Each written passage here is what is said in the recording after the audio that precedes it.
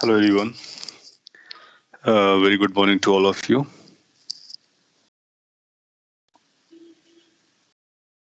Okay, let me share the paper. So this is the question paper. You must be able to see on the screen. So your doubts on this paper, we will deal those doubts. जो भी आपके doubts रहे होंगे.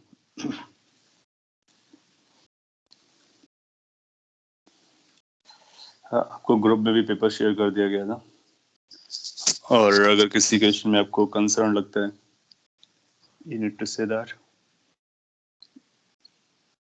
या फिर कोई answer आपको लगता है कि चेंज होना चाहिए as per you, we can have a look on that.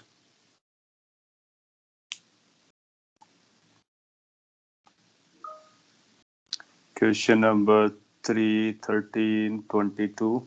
Okay, we will discuss those.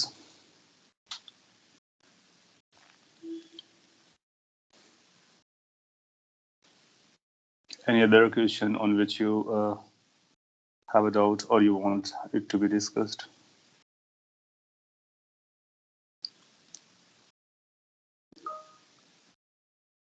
One 2023.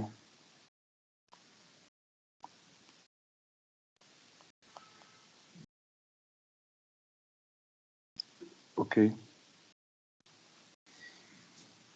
So I'm discussing the question number 1. You can also send your own doubts. So question number 1 says there is a cube and that cube has a this is a variable cube. Its age is increasing at a given rate.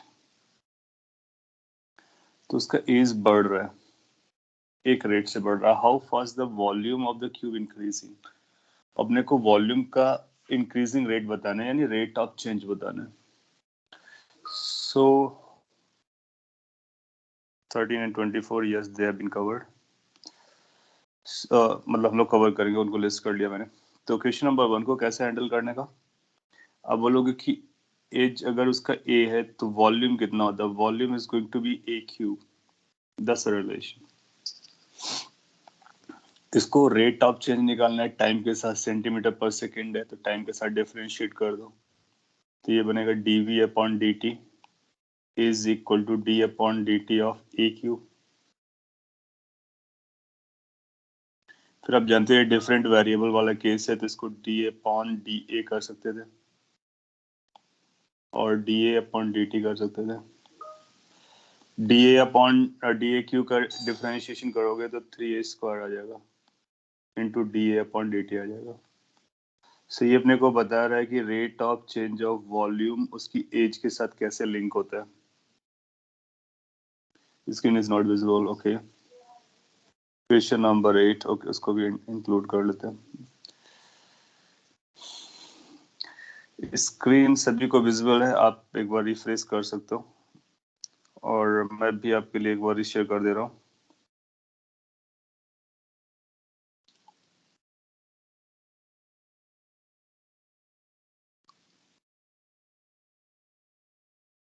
So it's again there. हालांकि इसमें solution दिया गया है, आप वहां से भी देख सकते हो. सो वॉल्यूम और अपने एच को रिलेट किया, डिफरेंशिएट किया किसके रिस्पेक्ट में, टाइम के रिस्पेक्ट में. तो ये चेन रूल वाला रूल लगा कि ए क्यू का डिफरेंशिएशन करोगे फिर ए के डिफरेंशिएशन को मल्टीप्लाई करोगे. So this is how you can say कि हमारा ये रिलेशन आ जाता है. अब आपसे क्या पूछता है कि वॉल्यूम का रेट ऑफ चेंज बताइए, यानी डीवी बाई डी टी अपने को पता करना है.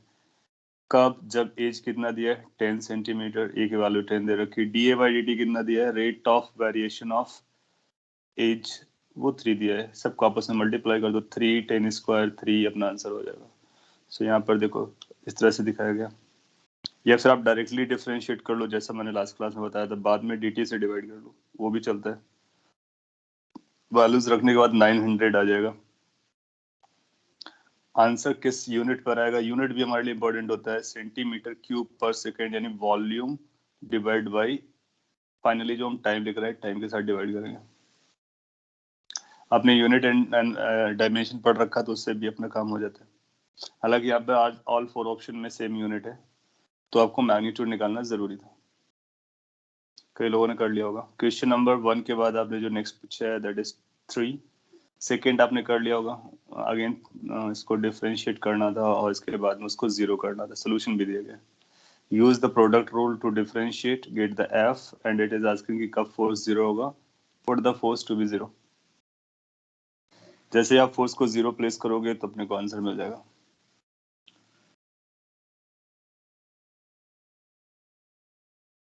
इसके बाद क्वेश्चन नंबर 3 आपने पूछा।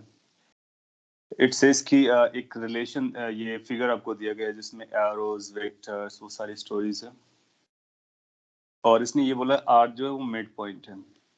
Which of the following relation is correct. तो रिलेशन अपने को देखना है कौन से करेक्ट है। पहला बोला A plus B is equal to 2c। तो ए, बी और सी को आपस में लिंक करना है। आप देखोगे कि ए बाहर की तरफ है, सी भी बाहर की तरफ है, बी भी बाहर की तरफ है। तो एक काम कर सकते थे लाइक कि पी क्यू आर, ये जो है आर उसका मिड पॉइंट है। So if you want you can say कि इधर एक एरो बना लेते हैं, और आप चाहो तो इधर भी एक एरो बना लो। आप ये बोल सकते हो कि ये जो पहला वाला वेक्टर है, ये दूसरा वाला वेक्टर है, वो आपस में बराबर है। सो इस वेक्टर का नाम आप पी आर वेक्टर कर लो। इस वेक्टर का नाम आप आर क्यू वेक्टर बोल सकते हो। बड़े में ट्रायंगुलर लॉ लगा लो एडिशन का, छोटे में ट्रायंगुलर लॉ एडिशन का लगा लो, या फिर इन दोनों छोटे छोटे पे लगा लो तब भी चलेगा। सो लेट्स से फर्स्ट पे लगाते हैं। इस पर ट्रायंगुलर लॉ वेक्टर एडिशन। हमारा ट्रायंगुलर लॉ वेक्टर एडिशन क्या आएगा, C vector is equal to, ये साइक्लिक ऑर्डर में इनका सम सी के बराबर आएगा। That means C is equal to A vector plus P R vector आएगा। ओके फिर आप इस पे ट्रायंगुलर लॉ लगाओ दूसरे वाले ट्रायंगल पर, तो उसमें आएगा C plus this is equal to B. So दूसरा अपने पास आने वाला है सी प्लस, और या फिर आप ऐसे लिख लो B is equal to C vector plus R Q vector. इन दोनों का आप एडअप कर लो। जब आप इन दोनों को एडअप करोगे तो अपने को क्या मिलेगा, P R plus R Q मिलेगा। या फिर आप ऐसा बोलो पी आर और आर क्यू आपस में बराबर है। अगर ये दो नंबर बराबर है तो हम इनको सब्ट्रैक्ट भी कर सकते हैं। सब्ट्रैक्ट कर लो। जब आप सब्ट्रैक्ट करोगे तो ये माइनस आएगा, ये माइनस आएगा, ये माइनस आएगा। आप देखोगे P R vector R Q vector आपस में इक्वल होगा। P R is equal to R Q. क्यों? क्योंकि ये दोनों सेम मैग्नीट्यूड के हैं और सेम डायरेक्शन में है। तो सेम मैग्नीट्यूड है, सेम डायरेक्शन है, तो वेक्टर बराबर होता है। तो ये आपस में सेटल हो जाएगा। तो अपने को मिलेगा C vector minus B vector is equal to A vector minus C vector. Rewrite कर लो। सी को इधर ले आओ तो 2c हो जाएगा, और बी को उधर ले जाओ तो ये बन जाएगा। तो ए बी सी में ये रिलेशन आ जाएगा, A plus B plus C is equal to, A plus B is equal to twice C, pardon. तो ये बोल रहा है A plus B is equal to twice C, इसका मतलब ये करेक्ट बोल रहा है। आप कई तरह से सॉल्व कर सकते हो, मैंने एक तरीका बताया। अब आप देखो क्या होगा कि जैसे आपको ए ऑप्शन मिल गया, अब आप वैसे सिंगल करेक्ट है तो फिर आगे बढ़ने की जरूरत नहीं है। अदरवाइज आप चेक भी कर सकते हो कि अगर फर्स्ट करेक्ट है तो सेकंड करेक्ट नहीं होगा, क्योंकि 2c और सी आपस में बराबर नहीं होते हैं। तो फिर ये भी करेक्ट नहीं होगा, ये भी करेक्ट नहीं होगा। तो इसलिए ए को मार्क कर दोगे। आपने बोला parallelogram law of vector addition भी लगा सकते हैं। Yes you can, depend upon how you are visualising that parallelogram, चलेगा, वो भी लगा सकते हो। और यहाँ पर भी सॉल्व किया गया। यहाँ पर किस तरह से सॉल्व किया गया, पी आर को आर क्यू बोला गया, वही आर उसका मिड पॉइंट है, वही एग्जैक्टली जिस तरह से हम लोगों ने किया उस तरह से किया इसमें। तो वहाँ पे ट्रायंगुलर लॉ लगाया, फिर इसको लिखा, फिर ट्रायंगुलर लगाया, इसको लिखा, फिर दोनों को इक्वेट करा दिया। तो जब कभी ऐसा मिड पॉइंट जैसा स्टोरी बोले ना, तो दो वेक्टर बनाओ। मिड पॉइंट है इसका मतलब दोनों की लेंथ बराबर है, एक ही डायरेक्शन में, इसका मतलब दोनों वेक्टर इक्वल होने वाले हैं। फिर दोनों वेक्टर को इक्वेट करा दो। इसके बाद जो आपने नेक्स्ट पूछा था उस पर आते हैं। 3 after 3 you are asking question number 7 8.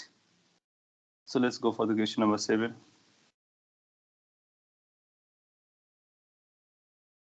Question number 4 के बारे में आइडिया दे देता हूँ, हालांकि आपने पूछा नहीं है। इसने बोला है कि स्लोप ऑफ टेंजेंट निकालना है। सो बहुत सिंपल था, इसको डिफरेंशिएट करना था और फिर एक्स की वैल्यू पाई रखनी थी।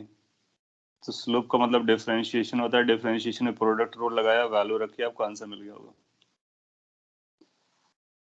क्वेश्चन नंबर 5 भी एक अच्छा क्वेश्चन था जो हम लोग बात कर चुके हैं, कहाँ पर स्लोप पॉजिटिव होती है, कहाँ पर नेगेटिव होती है, कहाँ पर 0 होती है। वो सारी स्टोरीज आप इस ग्राफ से देख सकते हो। तो अगर आपने 5 को करेक्ट किया, इसका मतलब है यू हैव अंडरस्टूड कि स्लोप्स कैसे जा रहे होते हैं।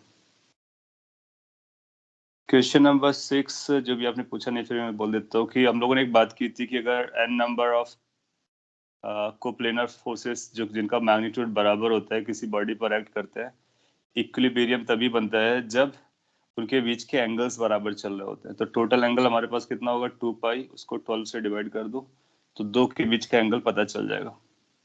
2 पाई मतलब 360 डिग्री, अगर डिग्री में बताना है तो आप ऐसा बोल सकते हो। सिंपल है, कई बार एग्जाम में आ चुका है। क्वेश्चन नंबर 7 वेक्टर के नॉलेज को टेस्ट करता है। कैलकुलेशन बहुत कम है, नॉलेज है बस। सो यहाँ पर इसने हालांकि एक्सप्लेन कर रखा है और हम लोग एक लाइन में आंसर दे सकते हैं। कोई इसको क्विकली आंसर दे सकता है अगर इसका आंसर निकालना हो तो? सर 0। 0 हाउ? सर क्योंकि क्रॉस प्रोडक्ट परपेंडिकुलर होगा और a plus B A B के प्लेन में होगा, तो फिर डॉट प्रोडक्ट में cos 90 परफेक्ट 0 होगी। परफेक्ट। ये बेसिकली उसी स्टेटमेंट को यूज किया गया है कि दो परपेंडिकुलर वेक्टर्स का डॉट प्रोडक्ट 0 होता है। अब आप जानते हो कि अगर a और b वेक्टर है तो a और b का जो एडिशन आता है वो सेम प्लेन पर आता है। तो अगर हमने a वेक्टर यहाँ पर बनाया और b वेक्टर अपने यहाँ पर ड्रॉ किया, विजुलाइजेशन, इसके बाद c वेक्टर जो आएगा यानी a प्लस b आएगा, वो उसी प्लेन पर आता है। तो दो वेक्टर्स का सम उस प्लेन पे लाई करता है जिस प्लेन पर दो वेक्टर्स लाई करते हैं। और आपको ये तो पता है कि a क्रॉस b अगर आप परफॉर्म करते हो तो स्क्रीन के परपेंडिकुलर जाएगा, इस केस में वो ऊपर की तरफ आएगा।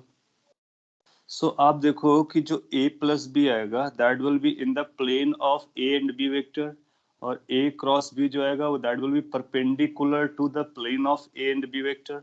इसका मतलब है फर्स्ट वेक्टर और ये जो सेकेंड वेक्टर है ये आपस में परपेंडिकुलर है। सो हम लोग क्या कर रहे हैं, दो परपेंडिकुलर्स का डॉट प्रोडक्ट कर रहे हैं। और जब कभी दो वेक्टर्स परपेंडिकुलर हो उनका डॉट प्रोडक्ट किया जाए तो इसका आंसर क्या आता है, 0 आता है। So that becomes 0। सो यहाँ सबको 2 पॉइंट्स याद रखना। एक तो ये आप जानते हो ए क्रॉस बी ए और बी के परपेंडिकुलर होता है। ये भी अगर आप, मैंने पहले नहीं बोला तो भी बोल देता हूँ, एडिशन जो वेक्टर्स का होता है वो उसी प्लेन पे लाई करता है जिस प्लेन पर वेक्टर्स लाई करते हैं। क्योंकि आप देखते हो ट्राइंगल बनता है और ट्राइंगल हमेशा एक प्लेन पे होता है। सो वहां से आप विजुलाइज करके आंसर दे सकते थे। अदरवाइज हमारे पास दूसरा मेथड है, कौन सा, कैलकुलेशन करने वाला, जैसे यहाँ पे दिखाया गया। आप क्या करो, इसको एक्सपेंड कर दो। जब इसको एक्सपेंड करोगे तो ए का डॉट आएगा, इससे ये बनेगा A dot A cross B, ये बनेगा B dot A cross B. फिर आप देखोगे कि ये स्केलर ट्रिपल प्रोडक्ट है, ये भी स्केलर ट्रिपल प्रोडक्ट है। हम लोगों ने बात किया था स्केलर ट्रिपल प्रोडक्ट में कि अगर दो वेक्टर सेम हो जाते हैं तो उसका वैल्यू क्या हो जाता है, 0 हो जाता है। जैसे A A B, B A B, तो दोनों 0 हो गए। वहां से आपका आंसर आ जाएगा। So we need to learn both ways, like कि आइडिया यानी कॉन्सेप्ट और इंट्यूशन, या फिर जो भी कह लो, विजुअलाइजेशन वाला पार्ट और दूसरा कैलकुलेशन वाला पार्ट, दोनों से आप आंसर कर सकते हो। So that was your question number 7। Then after you are asking 8 and 9. So let's go for the question number 8. 7 एक अच्छा क्वेश्चन था, सिंपल था। Projection of a vector on X Y plane. एक दिन हम लोगों ने डिस्कस किया था, आपने डाउट पूछा था कि प्लेन पर जब हम लोग प्रोजेक्शन निकालते हैं तो क्या करते हैं। तो मैंने आपको बताया था अगर आपको एक्स वाई प्लेन पर लाना है तो दूसरा वेक्टर आपको ये चूज करना होगा, क्योंकि ये जो वेक्टर है वो एक्स वाई प्लेन का वेक्टर है।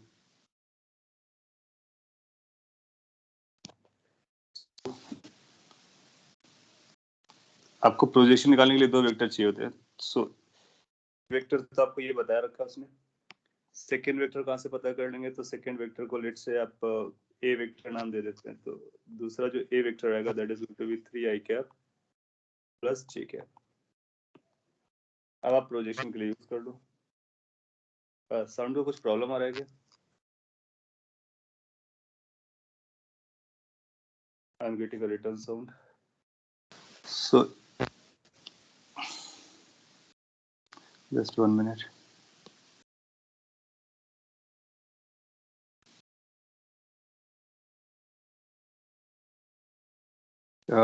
Can you wait? Let me rejoin because some issue is there.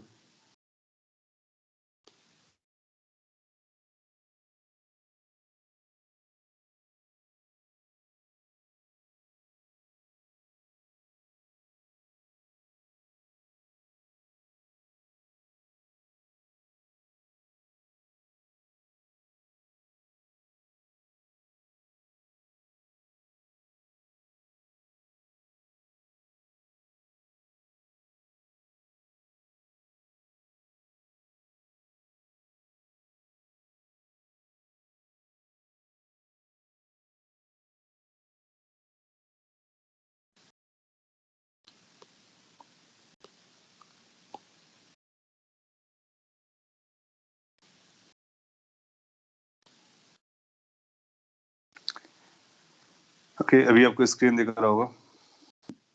Yes sir. हाँ, सो प्रोजेक्शन ऑफ दिस वेक्टर आपको एक्स वाई प्लेन पे चाहिए था, तो एक्स वाई प्लेन का एक वेक्टर पता करो। अब इस वेक्टर का प्रोजेक्शन इस पर निकाल लो। आपको पता होता है प्रोजेक्शन अगर आपको कैलकुलेट करना है, so what you need to do is like R vector dot A vector. R का ए पर प्रोजेक्शन है, तो जिस पर प्रोजेक्शन निकालना होता है उसकी डायरेक्शन उसके मैग्नीट्यूड से डिवाइड कर देते हो। ये अपने लिए रूल बन जाएगा। अब ए डॉट बी इसका अपना डॉट प्रोडक्ट कर लो, तो इसका जो डॉट प्रोडक्ट आएगा वो 9 + 1 आ जाएगा। ए का मैग्नीट्यूड √10 हो जाएगा, सो 10/√10 अपना आंसर आ जाएगा, जिसको फाइनली हम लोग √10 लिख सकते हैं। 4 ऑप्शन होगा, एक ऐसा ऑप्शन दिया होगा, उसको मार्क करना है अपने को। सो किसी वेक्टर पे प्रोजेक्शन निकालना है, किसी प्लेन पे प्रोजेक्शन निकालना है, दोनों आपको आने चाहिए। प्लेन पर निकालने के लिए उस प्लेन का जो वेक्टर होगा उसको पकड़ते हैं और उसी पर उसको प्रोजेक्ट कर देते हैं। सो √10 should be the answer. Yes, इसमें लिखा भी, आप इसके सोल्यूशन को देख लीजिए, इससे आपको कुछ पॉइंट्स मिल जाएंगे। Question number 9। क्वेश्चन नंबर 9 से इसकी आपको इनकरेक्ट स्टेटमेंट पता करना है। इनकरेक्ट स्टेटमेंट पता करना है, तो पहले आप ये पता करो कौन से रॉन्ग स्टेटमेंट्स हैं, या सिंगल करेक्ट है तो एक ही रॉन्ग आएगा, उसको पता करना है। तो पहला जो है वो बोलता है कि ए डॉट बी, दो वेक्टर्स के डॉट प्रोडक्ट का मैग्नीट्यूड, उसकी वैल्यू ए बी से कम होती है। यू वांट 8 टू बी री एक्सप्लेन्ड। ओके, मैं एक बार फिर से 8 को री एक्सप्लेन कर देता हूँ। Projection of this on X Y plane आपसे पूछा गया था। मैं फिर से एक्सप्लेन कर रहा हूँ इसको 8 को। सो अगर आपसे एक्स एक्सिस पे पूछा जाता है तो आप आई कैप ले लेते हो, वाई एक्सिस पे पूछा जाता है जे कैप ले लेते हो, जेड एक्सिस पे पूछा जाता है के कैप लेते हो, दूसरा वेक्टर को। जब किसी प्लेन पर पूछा जाएगा तो उस वेक्टर का कितना पोर्शन या कौन सा कंपोनेंट उस प्लेन पर लाई कर रहा है, तो आप देखोगे ये जो कंपोनेंट है ये एक्स वाई प्लेन का वेक्टर है, एक्स वाई प्लेन का है। सो जो दूसरा वेक्टर अपने को पकड़ना है एक्स वाई प्लेन वाला, जिस पर प्रोजेक्शन लेना है, that has to be this vector. क्योंकि एक्स वाई प्लेन पे बहुत सारे वेक्टर्स बन सकते हैं, अनलाइक एक्स एक्सिस पर तो एक ही वेक्टर बनेगा, वाई एक्सिस पर एक वेक्टर बनेगा, लेकिन एक्स वाई प्लेन पे बहुत सारे वेक्टर बनते हैं। तो किस वेक्टर के ऊपर प्रोजेक्शन आपको चाहिए, तो वो वेक्टर अपने को आइडेंटिफाई करना होता है।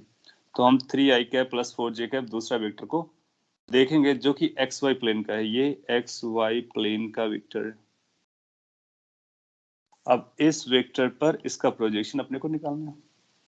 सपोज आपसे बोलता है कि वाई जेड प्लेन से कितना बनाएगा प्रोजेक्शन, तो वाई और जेड वाला पार्ट पकड़ लीजिए और इस पर प्रोजेक्शन निकाल लीजिए। जेड एक्स से पूछता है तो जेड और एक्स को कंबाइन कर लीजिए, बाकी सब वाई को अलग कर लीजिए। दूसरा तरीका भी हमारे पास होता है। आप एक काम कर सकते हो कि आप जेड एक्सिस, क्योंकि एक्स वाई प्लेन और जेड एक्सिस आपस में परपेंडिकुलर होते हैं, तो इसको दूसरा मेथड क्या वर्क करेगा कि हम एक काम करें कि जेड एक्सिस से इसका प्रोजेक्शन निकालें। जेड एक्सिस से मैं दूसरा मेथड से यहाँ पे सॉल्व कर दे रहा हूँ, सभी लोगों के लिए इंपॉर्टेंट वो भी है। लेट्स से ये हमारा जेड एक्सिस है और यहाँ कहीं एक्स वाई एक्सिस प्लेन आएगा, हमको नहीं पता है। सो हमारा वेक्टर इधर था। अब हम क्या करेंगे, इसका प्रोजेक्शन जेड एक्सिस पर निकालेंगे। प्रोजेक्शन का मतलब बेसिकली कंपोनेंट होता है। एक कंपोनेंट हमने जेड एक्सिस पे निकाला, सपोज कर लीजिए आर जेड आया, तो फिर जो हमको एक्स वाई वाला पार्ट चाहिए वो तो हम निकाल सकते हैं। कैसे? क्योंकि ये रिजल्टेंट वेक्टर है और इन दोनों के सम से मिलकर के बना होगा। तो जो प्रोजेक्शन आपका एक्स वाई प्लेन पर आएगा, क्या हम उसको लिख सकते हैं, that is going to be R का स्क्वायर माइनस आर जेड का स्क्वायर। मैंने डायरेक्टली लिख दिया। कैसे लिखा जाता है? This component square plus this component square is equal to इसका मैग्नीट्यूड स्क्वायर। तो अगर आपको ये कंपोनेंट निकालना है तो टोटल के स्क्वायर में से इसका स्क्वायर सब्ट्रैक्ट कर दो, अंडर रूट ले लो। ये दूसरा तरीका है। ये सेकंड मेथड आपको समझ में आना चाहिए, उतना इंपॉर्टेंट है। अच्छा, इसका जेड एक्सिस से कितना कम प्रोजेक्शन आएगा? तो प्रोजेक्शन विद जेड डायरेक्शन, तो जेड के लिए आप क्या लिखते हो? के कैप। इसको के कैप से जब डॉट प्रोडक्ट करोगे तो 2 आएगा, और आप जानते हो कि और जेड से डिवाइड कर दोगे तो ये अपना 1 आ जाएगा। इसका मतलब इसका जेड डायरेक्शन में कितना कंपोनेंट आ रहा है? 2 आ रहा है। डायरेक्टली आप यहाँ से देख सकते हो, तो ये आपका 2 हो गया। अच्छा, आर का खुद का मैग्नीट्यूड कितना है? अगर इसके मैग्नीट्यूड की बात करोगे तो इसका मैग्नीट्यूड निकाल सकते हो, square root of 9 square plus 1 plus 4, तो 14 हो जाएगा। ये 14 हो जाएगा square.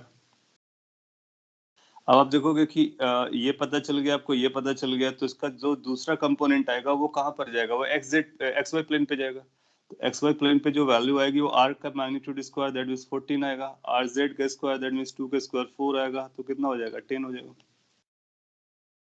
So we can also calculate this otherwise. अगर आपको किसी एक प्लेन से पूछता है तो उसके परपेंडिकुलर डायरेक्शन में पहले कंपोनेंट निकालो, प्रोजेक्शन निकालो, और फिर रिजल्टेंट वेक्टर वाले फॉर्मूले को यूज करके दूसरे वेक्टर का दूसरे प्रोजेक्शन का कंपोनेंट निकाल सकते हैं। So that's also another way. मैंने शॉर्ट में बताया, आपको समझ में आ जाना चाहिए। और अदरवाइज अपने पास ये मेथड है। सो अब दोनों में से कोई भी चूज करो, आपकी मर्जी, अपना आंसर आता है। क्वेश्चन नंबर 9 पर आते हैं। नाउ ए डॉट बी का मैग्नीट्यूड क्या होता है? ए डॉट बी का मैग्नीट्यूड, मॉड लगाने का मतलब इसका मैग्नीट्यूड। मैग्नीट्यूड मत बोलो, पॉजिटिव वैल्यू बोलो, क्योंकि ए डॉट बी तो स्केलर होता है ये। तो इसकी जो वैल्यू आएगी दैट विल बी ए का मैग्नीट्यूड, बी का मैग्नीट्यूड, ये पॉजिटिव होते हैं। मॉड कहाँ पर लगेगा? कॉस थीटा में, क्योंकि कॉस थीटा नेगेटिव हो सकता था, इसलिए मॉड लगा लिया। ये हमारा रूल होता है। अच्छा, आप लोग ये जरूर जानते हो कि कॉस थीटा की जो वैल्यू होती है 1 से छोटी होती है और -1 से बड़ी होती है। लेकिन अगर हम मॉड कॉस थीटा की बात करें तो ये 1 से छोटी होगी, 0 से बड़ी होगी, 0 और 1 के बीच में लाई करेगी। क्योंकि कॉस थीटा का मॉड है तो पॉजिटिव होगा, 0 से छोटा नहीं हो सकता, नेगेटिव नहीं हो सकता, और 1 से बड़ा नहीं हो सकता। अब आप क्या करो कि इस वाले एक्सप्रेशन से कॉस थीटा की मॉड की वैल्यू पता कर लो, जो कि ए डॉट बी का मॉड और डिवाइड बाई ए बी आ जाएगा। तो यहाँ से अपने को मिल जाएगा ए डॉट बी का mod divide by A mod B mod. This should be less than equal to 1, जिससे अपने को एक बात पता चल गई कि ए और बी के डॉट को अगर हम मैग्नीट्यूड कैलकुलेट करें तो ए और बी के प्रोडक्ट के मैग्नीट्यूड से छोटा आता है या बराबर आता है। बराबर कब आएगा? It will be equal if theta is equal to 0 degree और मे बी 180 डिग्री, क्योंकि मॉड लगा है। तो उस केस में इक्वालिटी आएगी, अदरवाइज इनइक्वालिटी आएगी। तो क्या ये पहला स्टेटमेंट करेक्ट है? यस, ये स्टेटमेंट करेक्ट है, लेकिन ये हमारा आंसर नहीं है, क्योंकि हमको आंसर में कैसा चाहिए? इनकरेक्ट चाहिए। तो इसको हम अपना आंसर नहीं लगाएंगे, तो आंसर के पॉइंट ऑफ व्यू से इनकरेक्ट है। फिर बोलता है for any two vectors, cross करोगे तो अब जिस तरह से आपने साइन कॉस थीटा देखा उसी तरह साइन थीटा भी देख सकते हैं, तो उसके लिए भी ये ट्रू हो जाएगा, या वेरीफाई कर सकते हो। तो ये भी करेक्ट स्टेटमेंट है। फिर बोलता है a vector is not changed if it is slide parallel to itself. हम जानते हैं कि किसी वेक्टर को उसके पैरेलल अगर आप स्लाइड कर दो तो उससे कोई फर्क नहीं पड़ता है। क्यों? क्योंकि मैग्नीट्यूड तो आपने बदला नहीं है, डायरेक्शन भी नहीं बदली है, सेम वेक्टर रहता है। So this is also a correct statement. फिर बोलता है a vector is necessarily changed if it is rotated through an angle. हम लोगों ने बात किया था किसी वेक्टर को किसी एंगल से रोटेट करते हो तो वेक्टर चेंज हो जाता है। फिर एक बात ये भी बोली थी कि ये जरूरी नहीं कि हमेशा चेंज हो जाए, नेसेसरली लिखा हुआ है। कुछ ऐसे एंगल्स होते हैं जिस पर अगर आप रोटेट करोगे तो वो अनचेंज्ड भी रह सकता है। जैसे आपने इसको 360 डिग्री से रोटेट करा दिया, so when you rotated bye complete round, so again वो उस वेक्टर को बना देगा। तो सभी एंगल के लिए ट्रू नहीं है, but most of the angle के लिए ट्रू है। तो जब नेसेसरली लिखा है इसका मतलब वो बोल रहा है सभी के लिए ट्रू होना चाहिए। इसका मतलब ये स्टेटमेंट गलत हो गया, इसका मतलब ये हमारा आंसर हो गया। और इसको यहाँ पे सॉल्व करके दिखाया हुआ है, आप देख लीजिए। और यहाँ पे लिखा हुआ है vector is rotated by 2 pi 4 pi 6 pi, then it will remain the same, hence it's not necessarily changed. So कई बार इस तरह से थ्योरेटिकल क्वेश्चंस देगा और आपसे आपके डीप नॉलेज को चेक करेगा। आपने अगर रफली पढ़ा है तो फिर आप गलत कर सकते हो। सो अब उसको डिटेल में समझो। इसके बाद आपने नेक्स्ट जो पूछा है उस पर आ जाते हैं। क्वेश्चन नंबर नेक्स्ट आपने जो पूछा है 9th के बाद, that is 11th then 13th। So where we were somewhere here, yes. 10th में आपसे यूनिट वेक्टर पूछा है, दैट वाज इजीएस्ट। अब वेक्टर को उसके मैग्नीट्यूड से डिवाइड कर दो, आ गया होगा। 11th, कई बार ऐसी लैंग्वेज लिखता है तो फिर धीरे धीरे आपको ये लैंग्वेज भी समझ में आ जाएगी, और फिजिक्स में जब पढ़ेंगे तो और भी अच्छे से समझेगा। It says there is a car which is travelling towards north at an angle this to the east, और 6 किलोमीटर जाता है, then travels 4 kilometre towards north at an angle 135 to the east. How far from the starting point it goes? What does angle the straight line joining the initial final makes with the east direction?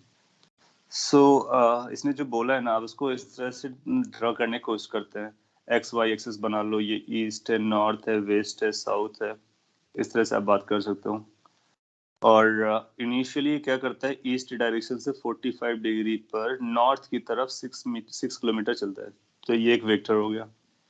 इसके बाद ये क्या करता है, इधर bend हो जाता है, ऐसा आप ऐसा भी बना सकते हो, जो कि ईस्ट की डायरेक्शन से कितना एंगल बना रहा है, दैट इज मेकिंग 135 एंगल, और ये कितना जा रहा है, 4 किलोमीटर जा रहा है।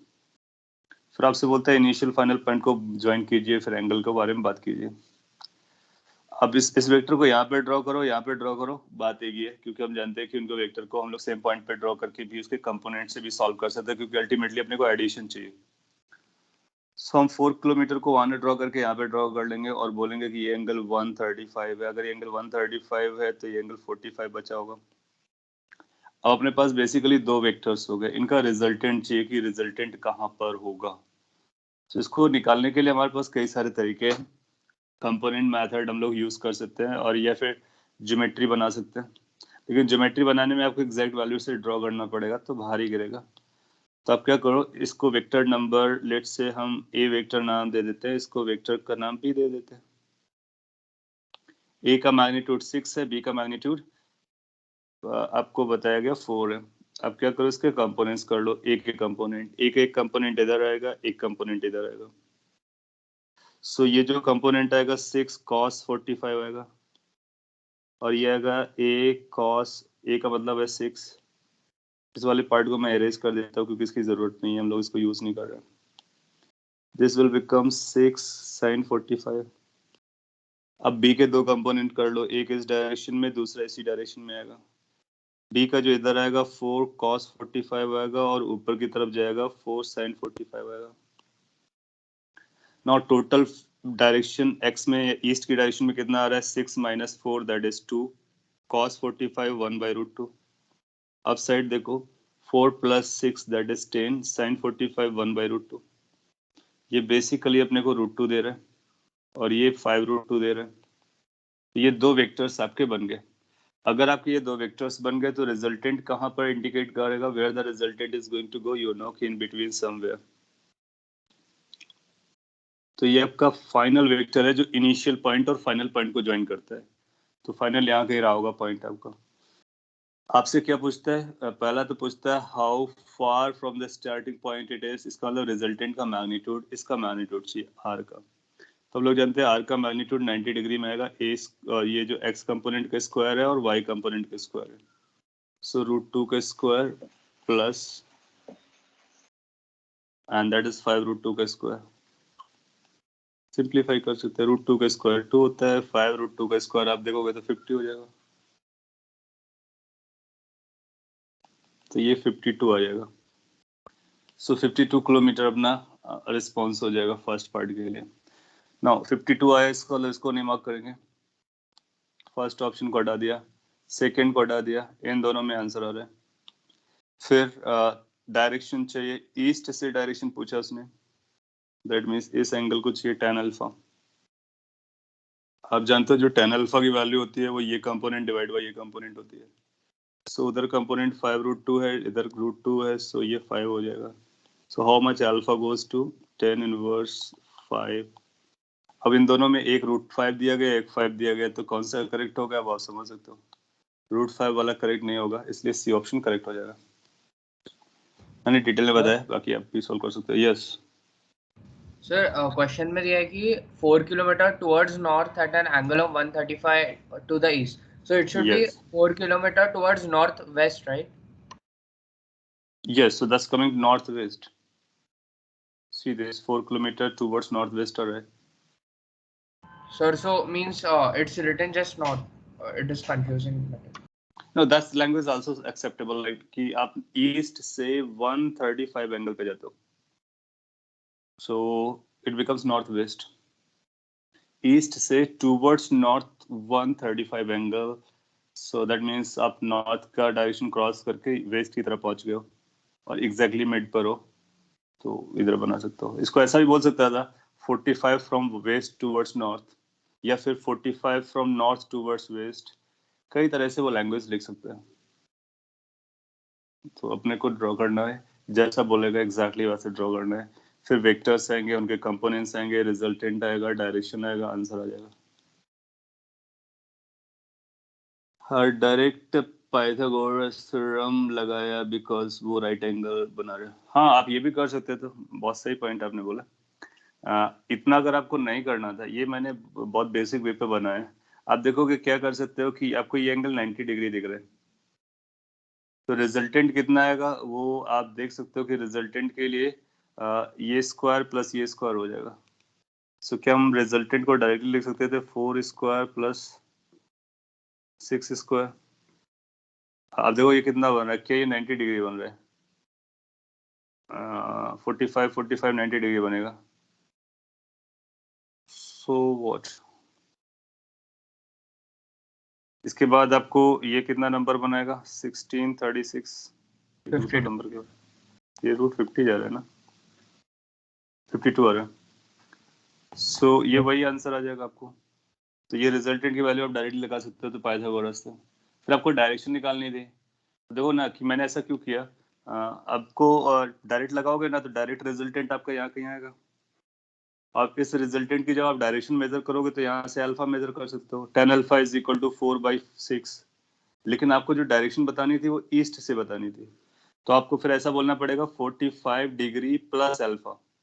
लेकिन जब हमको उसने दिया गया तो वो 45 प्लस अल्फा करके नहीं दिया है, तो फिर उसको फर्दर आपको सिंप्लीफाई करना पड़ेगा ये निकालने के लिए। सो बेटर क्या रहता है ना कि जैसा क्वेश्चन आपसे इंडिकेट करता है, जैसे बोलता है कि what angle straight line makes with the east direction, तो जिस डायरेक्शन से आपको मेजर करवा रहा है ना, तो उसको आप यूज करो।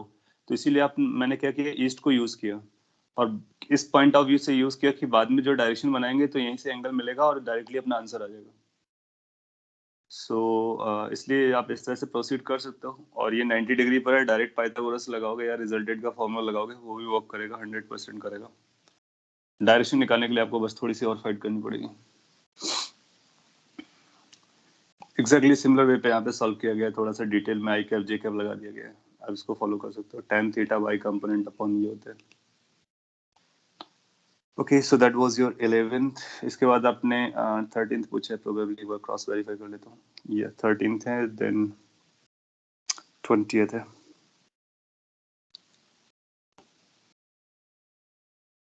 क्वेश्चन नंबर 12 के बारे में देख लेता हूँ क्या है। बहुत सिंपल है, एक बार a प्लस बी है, एक बार a माइनस बी है, फिर आप इसको यूज कर लो, अपना आंसर आ जाएगा। रिजल्टेंट कैसे निकालते हैं वो आपको पता है।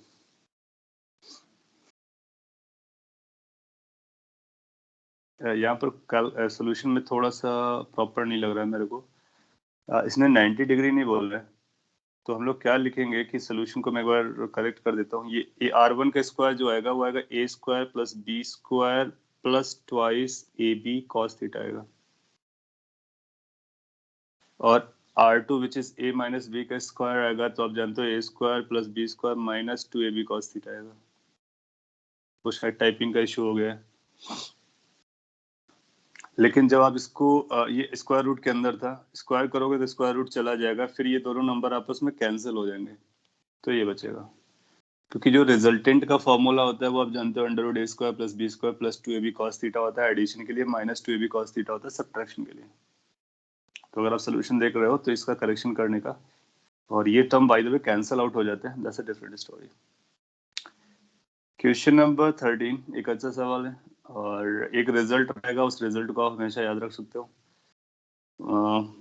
अब में से कई लोगों अब में से एक ग्रुप में भी डाला था कि डिस्प्लेसमेंट बताइए जब एक पार्टिकल सर्कुलर पे मोशन पे चलता है, थीटा एंगल बनाता है। मैंने उसका आंसर डिलिबरेटली नहीं दिया था। अभी हम लोग सर्कुलर मोशन में आगे भी समझेंगे, और ये क्वेश्चन है, इससे भी आपको उसका आंसर समझ में आ जाएगा। देखो क्या हो रहा है ना कि ये बोल रहा है कि एक पार्टिकल है जो सर्कुलर मोशन करता है, ठीक है, कोई मोशन करे अपने को क्या फर्क पड़ता है, अपने को तो वेक्टर देखना है। यहाँ पर रेडियस वगैरह दे रखा है, वेलोसिटी वगैरह दे रखा है। इसने पूछा चेंज इन वेलोसिटी बताइए। तो चेंज इन वेलोसिटी का मतलब हमारे पास दो वेलोसिटीज होंगी, एक फाइनल होगी एक इनिशियल होगी, दोनों को सब्ट्रैक्ट करेंगे तो चेंज निकल के आ जाएगा। तो बेसिकली अपने को दो वेक्टर्स चाहिए, दो वेक्टर्स का डिफरेंस निकालना है, दैट्स द क्वेश्चन इज। अब उन वेक्टर्स के बारे में उसने एरो बना करके बता रखा है कि ये वेक्टर हमारे ऐसे हैं। अब अपनी चॉइस है कि हम इन वेक्टर्स को लिखें और लिख करके उसका डिफरेंस निकालने की कोशिश करें। इसका मैग्नीट्यूड वही है, इसका मैग्नीट्यूड वही है, फिर भी हम लोग इसको v1 वेक्टर बोल सकते हैं, इसको v2 वेक्टर बोल सकते हैं। और चेंज इन वेलोसिटी का मतलब हमारे लिए होगा v2 vector minus v1 vector. Now दोनों के मैग्नीट्यूड तो बराबर है लेकिन डायरेक्शंस अलग अलग है, तो अपने को डायरेक्शंस को यूज करना है। तो आप क्या करो, इनके वेक्टर को आई कैप जे कैप के फॉर्म में लिख लो, कंपोनेंट के फॉर्म में लिख लो। जब आप कंपोनेंट के फॉर्म में लिखोगे तो इसके हम दो कंपोनेंट कर सकते हैं, एक हो आई कैप डायरेक्शन में, दूसरा माइनस जे कैप डायरेक्शन में। हम लोग वही कोऑर्डिनेट सिस्टम फॉलो कर रहे हैं, ये आई कैप है और ये जे कैप है, एक्स वाई वाला। आप देखोगे कि अगर आप इसको आगे प्रोड्यूस कराते हो तो ये वर्टिकली कुछ ऐसा आएगा, ये 90 डिग्री बनेगा, ये 20 डिग्री का एंगल होगा, हाफ एंगल। लेट्स से कि वो सिमेट्रिकल है, तो अपने को ये पता चल जाएगा कि ये 90 माइनस 20 दैट इज 70 डिग्री बनेगा, तो ये भी 20 डिग्री का एंगल बन जाएगा। अगर ये 20 डिग्री का एंगल है तो इसका जो मैग्नीट्यूड आएगा v sin 20 आएगा, और नीचे वाला जो आ रहा है ये वाला vector that is going to be v cos 20। Similarly इसके भी दो कंपोनेंट कर सकते हैं, एक हॉरिजॉन्टल डायरेक्शन में और एक वर्टिकल डायरेक्शन में। हॉरिजॉन्टल डायरेक्शन और वर्टिकल डायरेक्शन के एंगल्स के बारे में बात करना होगा तो फिर से हम लोग कुछ ऐसा बोल सकते हैं कि ये जो एंगल है, दिस एंगल इज 20, सो ये कितना बनेगा, 20 डिग्री बनेगा। और ये टोटल 90 होता है यहाँ से यहाँ तक, तो ये दूसरा वाला 70 बनेगा, तो ये भी 20 बन जाएगा, सो दैट इज 20 डिग्री। अच्छा ये मैग्नीट्यूड इसका भी v है, तो ये बनेगा v cos 20 डिग्री और ये बनेगा v sin 20 डिग्री। मैंने कुछ भी नहीं किया अभी तक, सिंपली दो वेक्टर्स थे उनके कंपोनेंट्स किए हैं एक्स डायरेक्शन और वाई डायरेक्शन में थीटा को यूज करते हुए। थीटा 40 था तो -20 होगा ना? यस सर वो नीचे वाला माइनस आई कैप पे होगा ना? हाँ, नीचे वाला ये माइनस आई कैप पर, यस, और ये माइनस जे कैप पर है, ये प्लस आई कैप पर है और ये माइनस जे कैप पर है। अब यहाँ से हम वेक्टर वाइज लिखते हैं, तो v1 वेक्टर को अगर फुल वेक्टर वाइज लिखो आई कैप जे कैप के साथ, तो क्या हम इसको लिख सकते हैं v sin 20 in the I cap direction, और ये दूसरा माइनस जे कैप में है तो इसको लिख सकते हो minus v cos 20 J cap. J cap के आगे माइनस लगा दिए। v2 वेक्टर को अगर डायरेक्शन वाइज लिखोगे then you need to write it as minus v sin 20 I cap और minus v cos 20 J cap. इतना आपको समझ में आ गया होगा। तो अब आपको v2 माइनस v1 करना है, इसमें से इसको सब्ट्रैक्ट करना है। जब आप सब्ट्रैक्ट करने जाओगे तो आपको पता चलेगा कि j वाले कंपोनेंट कैंसिल आउट हो जाएंगे, तो ये अपने पास आएगा minus twice v sin 20 J cap, sorry I cap. इसका मतलब जो चेंज इन वेलोसिटी आ रहा है वो माइनस आई कैप डायरेक्शन में आ रहा है। आपसे क्या पूछते हैं, change in velocity when the particle goes from p to q, so you say कि आवर आंसर इज दिस। इसका मतलब क्या हुआ, इसका मैग्नीट्यूड कितना है 2, ये 2 कहाँ से है, हाँ ये 2, दोनों को सब्ट्रैक्ट करने से दोनों माइनस में ऐड अप हुए होंगे, तो ये 2v sin 20 उसका मैग्नीट्यूड हो गया डिग्री, और किस डायरेक्शन में, आई कैप डायरेक्शन में। आपसे पूछता है चेंज इन वेलोसिटी बताइए, तो आप इसका पूरा आंसर दे देंगे, that is change in velocity. उसका मैग्नीट्यूड है अगर बोलेगा तो मैग्नीट्यूड केवल ये ब्रैकेट वाला पार्ट है, डायरेक्शन बोलेगा तो ये ब्रैकेट वाला पार्ट है। सो अगर कभी वेक्टर्स आपको दिए जाएं, उनके एरोज दिए हों, तो उनको माई कैप जे कैप में डिवाइड करते हैं, फिर एडिशन पूछेगा तो एडिशन करेंगे, सब्ट्रैक्शन पूछेगा सब्ट्रैक्शन करेंगे। यहाँ पर उसने ऐसा बोला नहीं सब्ट्रैक्शन बताइए, उसने क्या बोला चेंज बताइए। तो चेंज हमेशा क्या होता है, final minus initial. So final vector minus initial vector. Copy कर सकते हो। 4 ऑप्शन में कोई 2v sin 20 वाला ऑप्शन दिया गया होगा, आप देखोगे 2v sin 20 कहीं दिख रहा है, सी ऑप्शन में दिख रहा है, उसी को मार्क कर देंगे। आप चाहो तो इसको एज ए फॉर्मूला याद रख सकते हो, ये फॉर्मूला बनता है सर्कुलर मोशन में जब कभी चेंज इन वेलोसिटी के बारे में आपसे बात करें तो उसको डायरेक्टली इस फॉर्मूले से प्रूफ निकाला जा सकता है।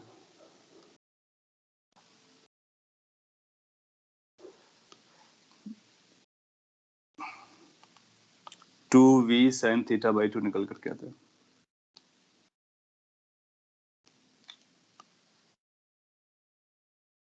ना अगर इसको प्रूफ करना होता अपने को तो क्या करना था, उसके लिए 40 ना लेकर के उसको 30 थीटा एज्यूम करके चलते हैं हम लोग, इसको थीटा एज्यूम करके चलते, सिंपलीफाई करते तो फिर निकल कर आ जाता। इसको हम लोग आगे भी प्रूफ कर लेंगे कभी ना कभी। ये मैग्नीट्यूड है, हम लोग इसने ऑप्शन में मैग्नीट्यूड ही दिया है, डायरेक्शन नहीं दिया है, इसलिए अपने को केवल मैग्नीट्यूड मार्क करना है। जैसे आपके माइंड में ऐसा आ सकता है कि हमारा आंसर तो माइनस में आया है लेकिन इसने आंसर माइनस में नहीं दिया है, तो क्या करना चाहिए आपको। क्या करना होता है ना, एग्जाम में 4 ऑप्शन में से ही बेस्ट ऑप्शन को चूज करना होता है, तो थोड़ा सा फ्लेक्सिबल रहते हैं, क्योंकि आपका आंसर जो है वो इन्हीं 4 ऑप्शन में से है। अगर इसमें से आंसर नहीं भी है तो which ever is the most appropriate answer उसको लगाना होता है। तो सिंपल सी बात है, हम cos 40 नहीं लगाएंगे, sin 40 नहीं लगाएंगे, cos 20 नहीं लगाएंगे, sin 20 लगाएंगे। माइनस नहीं है इसका मतलब हम ये समझ लेंगे कि वो डायरेक्शन की बात नहीं कर रहा है, केवल मैग्नीट्यूड की बात कर रहा है, इवन दो क्वेश्चन में उसने ये वर्ड यूज नहीं किया कि मैग्नीट्यूड निकालिए। तो अगर क्वेश्चन में ये यूज करता है कि मैग्नीट्यूड निकालिए तो परफेक्टली हम लोग 2v sin 20 लिखते, ऑप्शन नहीं भी होता तब भी, और जब ऑप्शंस हैं तो फिर अकॉर्डिंग टू ऑप्शन जाना होता है। सर यस सर एग्जाम में अगर कोई बोनस क्वेश्चन और हमने उसे ऑप्शन करेक्ट नहीं किया तो हमें बोनस नहीं मिलेगा क्या? बोनस क्वेश्चन है, आपने क्वेश्चन मतलब हमने जो ऑप्शन क्या होता मार्क है, नहीं किया उसका। हाँ जो बोनस होता है that is irrespective how you responded it. आपने गलत मार्क किया तो भी आपको मार्क मिलता है, आपने सही मार्क किया तो भी मार्क मिलता है, आपने नहीं मार्क किया तो भी मार्क मिलता है। तो आपको क्या करना होता है कि जब कभी आपको डिलेमा हो या डाउट आ जाए कि ऑप्शंस कुछ गड़बड़ जा रहे हैं, क्वेश्चन कुछ गड़बड़ जा रहे हैं, तो in that situation you mark the most appropriate one. और अगर आप श्योर हो कि ये गलत हो गया है तो फिर आप छोड़ भी सकते हो। आपने छोड़ा है तब भी आपको मार्क मिलेगा, आपने गलत मार्क किया तब भी मार्क मिलेगा, आपने सही मार्क किया तब भी मार्क मिलेगा। But what my personal opinion is कि जब कभी आपको कोई भी डिलेमा है क्वेश्चन को लेकर के, ऑप्शंस को लेकर के, then every time you try to choose the best और the most appropriate answer. That means उसमें हम अपनी स्ट्रेटजी बदल देते हैं। हम लोग ये देखते हैं कि क्या ए आंसर बन सकता है, नहीं। क्या बी बन सकता है, नहीं। क्या डी बन सकता है, नहीं। तो ये 3 श्योर हैं कि नहीं बन सकते हैं। और अगर सपोज कर लीजिए हम सी पे श्योर नहीं है तो फिर हम सी को मार्क कर देंगे, क्यों? क्योंकि हम लोग ये श्योर है कि बाकी 3 नहीं हो सकते, तो सी को मार्क कर दे। उससे फायदा क्या होता है कि कई बार क्या होता है, अगर वो बोनस नहीं देगा तो जो मोस्ट अप्रोप्रिएट आंसर होगा उसको एज ए आंसर बना लेगा। तो उस केस में अगर आपने छोड़ दिया तो आपको लॉस हो जाएगा, और अगर मोस्ट अप्रोप्रिएट आपने मार्क किया तो आपको मार्क्स मिलता है। Bonus is same for all, so उसमें कोई चेंज नहीं है। ये ट्राइंगल का एरिया निकालना था, यू नो, क्रॉस प्रोडक्ट पता करो, मैग्नीट्यूड पता करो, आंसर निकल जाएगा। तो 14 आप कर लोगे। पैरेललोग्राम का एरिया निकालना था, direct formula, nothing new. Question number 16 में भी अगेन आपको एडिशन और ये देखना था कौन सा करेक्ट रिप्रेजेंट कर रहा है। It's like triangular law of vector addition और समथिंग लाइक दैट, उसको आपको यूज करना था। सो जो आपका नेक्स्ट डाउट था after this was 20, 22, 23, 24। Okay, so let's move towards those. सो 17 के बारे में कौन सा था, इससे पहले मैंने आपको बोला, थोड़ा सा आइडिया देते चलते हैं। 16, सो यू जस्ट सी कि कहाँ पे ट्राइंगुलर लॉ चल रहा है, कहाँ पे नहीं चल रहा है, ट्राइंगल देखो, और इस तरह से स्टेप वाइज भी आप लर्न कर सकते हो कि कैसे लिखना होता है। हालांकि पहले जो एग्जाम हुआ करते थे वो सब्जेक्टिव हुआ करते थे, उसका जो आईआईटी वाला एग्जाम था वो सब्जेक्टिव था। इन दैट केस आपको ये सब लिखना पड़ता था कि कौन से ट्राइंगल में हम क्या कर रहे हैं। अभी आपको ये लिखने की कोई जरूरत नहीं है, आप समझो और डायरेक्टली आंसर दो, दैट्स ऑल। क्वेश्चन नंबर 17, ये भी डायरेक्ट स्ट्रेट फॉरवर्ड था। रिजल्टेंट कितना एंगल बना था उसको आप लगाइए और चलिए। देखो यहाँ पे कॉस बीटा वर्ड यूज किया है, तो हम कॉस बीटा भी यूज कर सकते हैं क्योंकि हमारे पास ट्राइंगल है ना, ट्राइंगल में हम कॉस साइन टेन सभी लगा सकते हैं। क्वेश्चन नंबर 18 सेज कि A is perpendicular to B। Okay, तो क्या होगा, क्या उनका क्रॉस प्रोडक्ट जीरो होगा? Not necessary. In fact cross product zero नहीं होगा अगर A और B नल वेक्टर नहीं है तो। फिर क्या ये बराबर होगा? तो आप देखोगे जब इसको एक्सपेंड करोगे तो क्या बनेगा, A dot A plus A dot B। A B perpendicular इसलिए डॉट प्रोडक्ट जीरो हो जाएगा, और आप जानते हो कि ए और ए का डॉट प्रोडक्ट ए के स्क्वायर के बराबर होता है। यही राइट हैंड साइड है, तो करेक्ट हो गया। क्या ये करेक्ट होगा? नहीं, क्योंकि कॉस थीटा आता है तो यहाँ पे कॉस 90 आएगा, तो ये करेक्ट नहीं हो सकता, इसको जीरो होना चाहिए था। सिंपल। सिमिलरली आप इसको एक्सपेंड कर सकते हो, ए डॉट बी और ए स्क्वायर आएगा, तो ये A dot B A B नहीं बनेगा, वो जीरो हो जाएगा क्योंकि इसके साथ कॉस 90 चल रहा है। क्वेश्चन नंबर 19, ये ट्रायंगुलर इनइक्वालिटीज से हम लोगों ने पढ़ा हुआ था कि किसी भी ट्रायंगल में जो a प्लस बी का मैग्नीट्यूड होता है वो a और b के मैग्नीट्यूड से छोटा होता है, तो एक ट्रायंगुलर इनइक्वालिटी है। बस इसी को मार्क कर देना था, बाकी सब रॉन्ग है। याद है आपको ये ट्रायंगुलर इनइक्वालिटी? और इसको ऐसा लिखते हैं कि किसी भी ट्रायंगल में दो साइड्स का सम थर्ड साइड से हमेशा बड़ा होता है और बराबर होता है। बराबर मतलब ट्रायंगल जीरो एरिया का बन रहा है। सो a प्लस बी का जो मॉड वैल्यू होती है वो a के और b के मॉड वैल्यू के एडिशन से छोटा रहता है, वो ट्रायंगल से देख सकते हो आप। क्वेश्चन नंबर 20th, 20th आपने पूछा हो तो मैं बोलूँ, अगर नहीं पूछा है तो कोई बात ही नहीं। क्वेश्चन नंबर 20th पूछा है आपने, ओके, सो मैं एक्सप्लेन कर देता। अच्छा क्वेश्चन है, इसने बोला कि एक रेगुलर हेक्सागन है और उस हेक्सागन में ओ सेंटर है, आपको इसकी वैल्यू पता करनी है, A B plus A C plus A D plus A plus A F, और वो ए ओ के टर्म में कितना आएगा ये अपने को बताना है। तो ऐसे में आपको फिगर बनाना बनता है, तो आपने एक फिगर बनाया, यहाँ पे मैं इस फिगर को यूज कर ले रहा हूँ, और इस फिगर को अगर ध्यान से ऑब्जर्व करो तो उसने ए से सारे वेक्टर ज्वाइन किए हैं, A B A C A D A E A F, आपको पता करना है और फिर इसको ए ओ के टर्म में रिलेट करना है। कैसे रिलेट कर सकते हो मैं एक्सप्लेन कर देता हूँ, इसमें लिखा भी है। अब देखोगे कि हाउ टू से,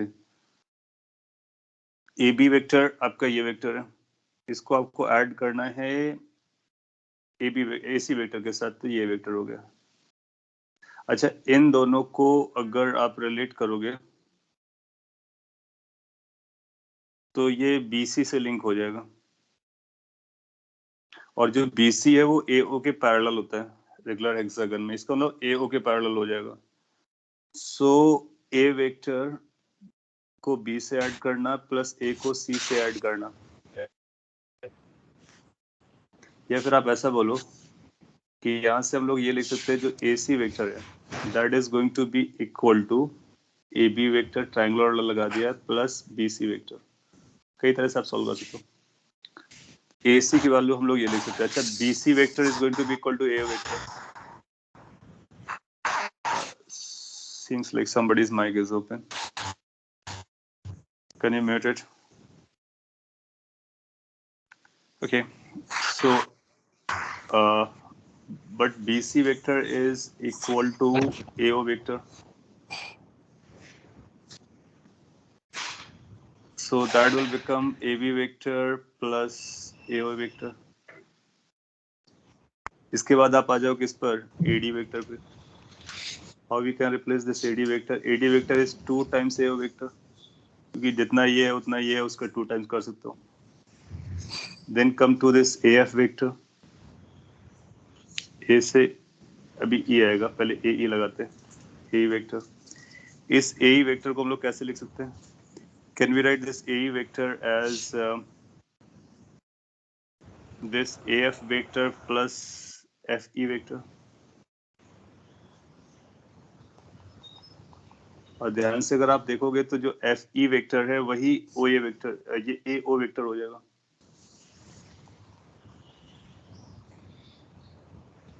So this AE vector will become equal to AF vector plus AO vector.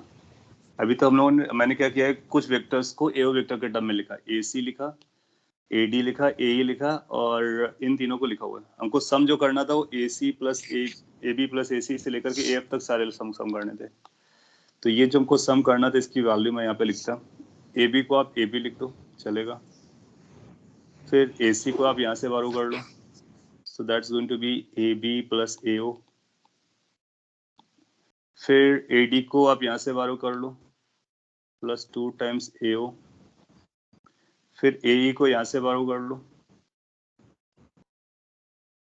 AF plus AO। That was AE और फाइनली आपके पास AF बचता है। अगर उन लोगों ने इतना लिख लिया है तो इसके बाद आप देखोगे AO आपके पास कई सारे आ गए, 2AO और 2AO, 4AO हो जाएगा। सो दैट्स गोस 4AO और साथ में आपको मिलता है 2 टाइम्स AB। AB 2 टाइम्स आएगा और AF भी 2 टाइम्स आएगा। AB और AF को अगर आप ऐड करना चाहो तो क्या बनेगा, बस इसको और देख लेते हैं। AO के टर्म में अपना आंसर हो जाएगा। AB वेक्टर इज दिस और AF vector is going to be equivalent to this, क्योंकि ये वेक्टर, रेड कलर यूज करते हैं, this vector is same as this vector, क्योंकि रेगुलर हेक्सागन में वो वैल्यूज बराबर होती हैं। तो आप देखोगे AB प्लस BO जो कि AF के बराबर है वो AO के बराबर बन जाएगा। सो ये पूरा सम जो है हमारे पास AO के इक्वल आ रहे हैं।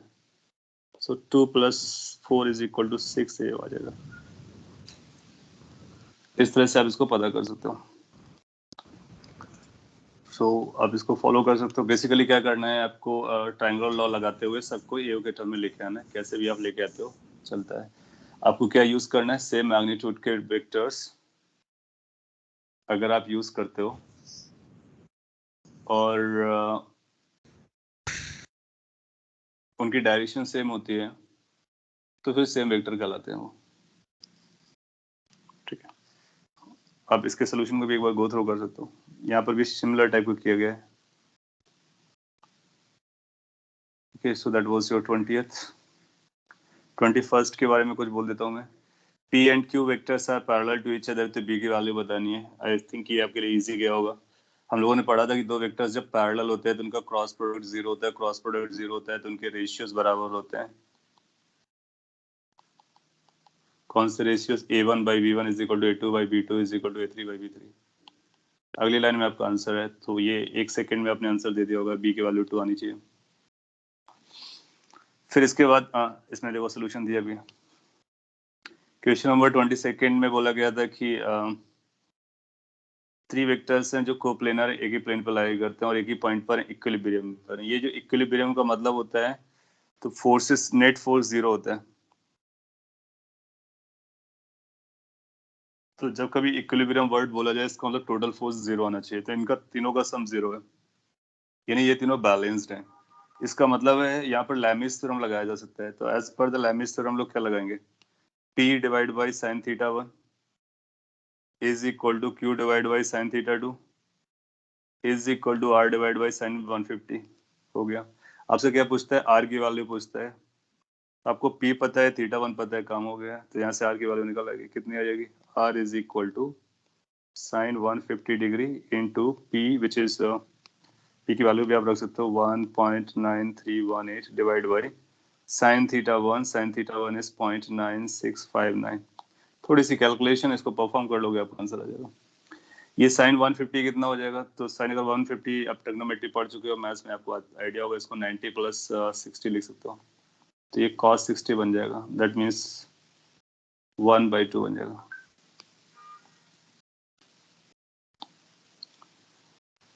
ओके, सो लैमिस थ्योरम को लगा करके आप इसको सॉल्व कर सकते थे। कैसे पता चलेगा लैमिस थ्योरम लगाना है? इक्विलिब्रियम पर है, फोर्सेस आर बैलेंस्ड और ये एंगल दिखाया गया, फोर्सेस दिखाए गए, तो हम लोग सिमिलर टाइप का फिगर बनाया था लैमिस के लिए। अप्रोक्सीमेटली 1 वैल्यू आती है, तो इंटीजर टाइप के सॉल्व कर रहे हैं तो 1 लगाएंगे तो चलेगा। क्वेश्चन नंबर 23, आपको मैग्नीट्यूड्स दे रखे हैं और आपको इसकी वैल्यू पता करनी है, इसको एक्सपेंड कर दो। जब इसको एक्सपेंड करोगे तो अपने को आंसर मिल जाएगा। और इसका एक्सपेंशन कैसे जाएगा मैं यहाँ पे बता देता हूँ आपको। ये आएगा माइनस ए और ए मल्टीप्लाई होगा तो इसको लिख सकते हो 3a vector dot A vector. फिर इस a1 को इधर ले जा रहे हैं इनसाइड में, तो -4a1 vector dot a2 vector. And then a2 से जब आप मल्टीप्लाई करोगे then it will become 6a1 dot a2। जब हम डॉट प्रोडक्ट करते हैं ना तो a1 a2 में कौन पहले लिखा कौन बाद में लिखा मैटर नहीं करता है। क्रॉस प्रोडक्ट करते हैं तो मैटर करता है, तो लेफ्ट को लेफ्ट में रखना होता है, राइट को राइट में रखना होता है। और लास्टली अपने को मिलेगा 8a2 टाइम a2।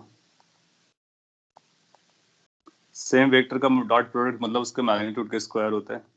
ये बनेगा in bracket 3 magnitude of A का स्क्वायर बन जाएगा। ये बनेगा 2 times A dot B, sorry a1 dot a2। और ये बनेगा 8 टाइम्स मैग्नीट्यूड ऑफ a2 का स्क्वायर। आपको मैग्नीट्यूड ऑफ a1 पता है, a2 पता है, उसको रख लो। इसके बाद आपको a1 डॉट a2 चाहिए, तो a1 डॉट a2 के लिए आप क्या कर सकते हो कि इससे आप चाहो तो डॉट प्रोडक्ट की वैल्यू पता कर सकते हो, क्योंकि जब आप इसका स्क्वायर करोगे तो आएगा मैग्नीट्यूड ऑफ a1 का स्क्वायर, मैंने स्क्वायर किया है, प्लस मैग्नीट्यूड ऑफ a2 का square plus 2 times a dot b और a1 डॉट a2, क्योंकि a1 a2 cos थीटा आता है, उसको डॉट लिख सकते हो, इज इक्वल टू 9 आ जाएगा। यहाँ से a1 डॉट a2 की वैल्यू निकालो, यहाँ रख दो, अपना आंसर आ जाएगा। बाकी आपकी चॉइस है कि आप क्या करते हो। एग्जैक्टली वही किया इसने भी। आप लिखते हो student a1 plus a2 square expansion have 2a1 a2 cos theta rather than a2 a1 हाँ देखो क्या है ना, 2 ये वाला आप बोल रहे हो ना, या फिर ये बोल रहे होगे ना, तो ये क्या लिखा हुआ इसको ध्यान से देखो ना। ये लिखा हुआ है 2 times a1 dot a2। a1 dot a2 क्या होता है? a1 a2 cos थीटा, क्योंकि डॉट प्रोडक्ट में हम लोग cos थीटा लेकर के आते हैं ना, तो ये सिंपली a1 a2 नहीं लिखा हुआ है, ये लिखा हुआ है a1 vector dot a2 vector. और a1 vector dot a2 vector का मतलब होता है a का मैग्नीट्यूड और दूसरे का मैग्नीट्यूड और cos थीटा होता है। तो अब a1 डॉट a2 भी लिख सकते हो। Answer will be negative. अब कैलकुलेट कर लो इसको। ये देखो, ये जो हमको निकालना था इसकी जो वैल्यू आ रही है ये पॉजिटिव आ रही है। ये जो छोटा सा लिखा हुआ है माइनस साइन लिखा हुआ है, I hope you have catched it. तो ये जो माइनस है वो आपको माइनस लगा के रखना है, तो वैसे आंसर इसका नेगेटिव आएगा। और ये जो माइनस आउटसाइड है, this minus will make it a positive, तो इसलिए 64 आ जाएगा।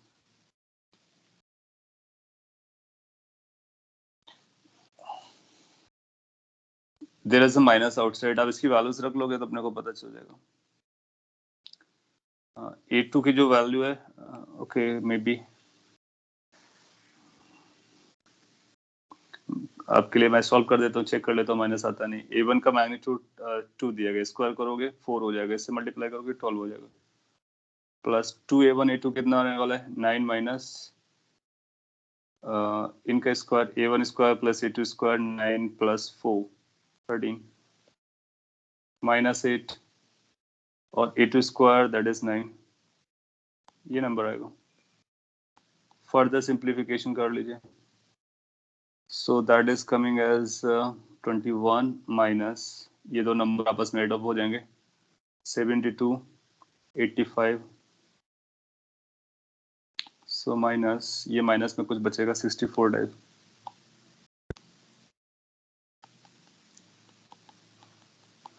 ये आउटसाइड के माइनस को आपको विजुलाइज करना था, वो माइनस इसीलिए लगाया था सो दैट कि ओवरऑल पॉजिटिव हो जाए। वैसे -64 आते हैं। सो क्वेश्चन नंबर नेक्स्ट में लेट्स सी क्या भी कोई डाउट बचते हैं। आपने 23 तक पूछा था, 24 भी पूछा है, तो 24 के बारे में बात कर लेते हैं।